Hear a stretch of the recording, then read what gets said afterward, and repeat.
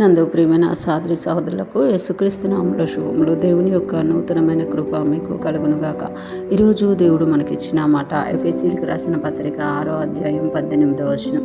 ఆత్మ వలన ప్రతి సమయమందును ప్రతి విధమైన ప్రార్థనను విజ్ఞాపనను చేయించు ఆ విషయమై సమస్త పరిశుద్ధుల నిమిత్తమును పూర్ణమైన పట్టుదలతో విజ్ఞాపనము చేయించు మెలకువగా ఉండు. ఈ మాటలు మనం ఎఫెసీయులకు రాసిన పత్రికలో చూస్తున్నాము. ఇక్కడ పౌలు గారు చెప్తున్నారు కదా, అది దేవుడిచ్చిన సర్వాంగ కవచం ధరించుకోవడమే కాదు, కానీ ఆత్మ వలన ప్రతి సమయమందును, అంటే మనం సర్వాంగ కవచం ధరించుకోవడం ఎంత ముఖ్యమో దుష్టుని ఎదిరించడానికి, లోకంలో ఉన్న పరిస్థితులను ఎదిరించడానికి, అదే టైంలో ఆత్మయందు ప్రతి సమయమందును ప్రతి విధమైన ప్రార్థనను విజ్ఞాపనమును చేయొచ్చు.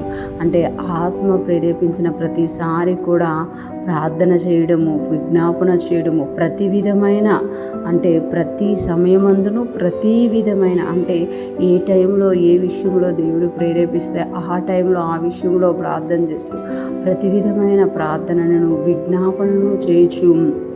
ఆ విషయమై సమస్త పరిశుద్ధుల నిమిత్తమును పూర్ణమైన పట్టుదలతో విజ్ఞాపనము చేయొచ్చు మెలకువగా ఉండు.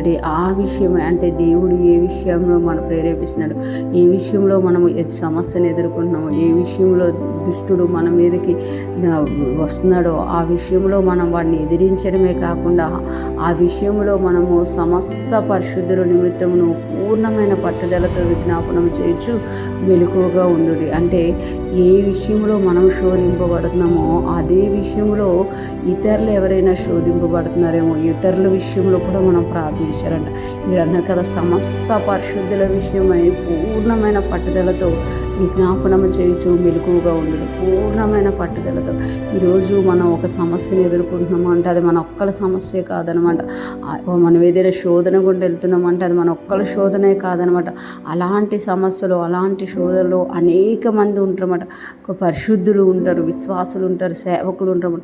కనుక మన విషయమై మనము ప్రార్థన చేసుకుంటూ మనలాగా ఎవరైతే కష్టపడుతున్నారో, శోధింపబడుతున్నారో అనే విషయాన్ని గ్రహించి ఆత్మ చెప్పిన విధంగా మనం ప్రార్థించాలి. అది కూడా పూర్ణమైన పట్టుదలతో విజ్ఞాపనం చేయొచ్చు మెలకువగా ఉండు అని చెప్తున్నామట. అంటే మెలకువగా ఉండకపోతే మళ్ళీ శోధనలో పడతారు. కనుక మెలకువగా ఉండడు, ఆత్మయందు మెలకువగా ఉండేది. ఆత్మ వలన ప్రతి సమయమందును ప్రతి విధమైన ప్రార్థనను విజ్ఞాపనము చేయొచ్చు ఆ విషయమై సమస్త పరిశుద్ధుల నిమిత్తమును పూర్ణమైన పట్టుదలతో మనమంట విజ్ఞాపనం చేయాలంట. అంటే సర్వాంగ కవచం ధరించుకోవడం ఎంత ప్రాముఖ్యమో మనము ప్రతి సమయంలో కూడా ఆత్మ ప్రేరణ వలన ప్రతి విధమైన ప్రార్థన చేయొచ్చు.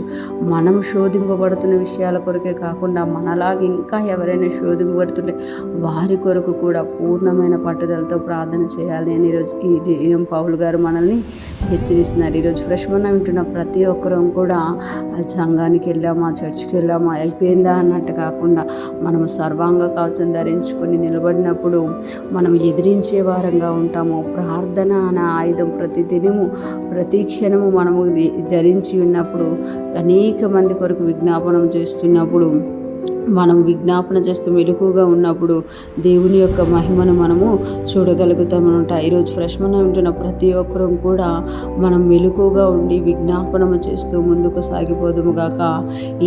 ఏ విషయంలోనైతే దేవుడు వాళ్ళని ప్రేరేపిస్తున్నాడో ఆ విషయంలో అధికంగా ప్రార్థించి జవాబును పొందుకునే వారిగా ఉందము గాక. ఆమేన్.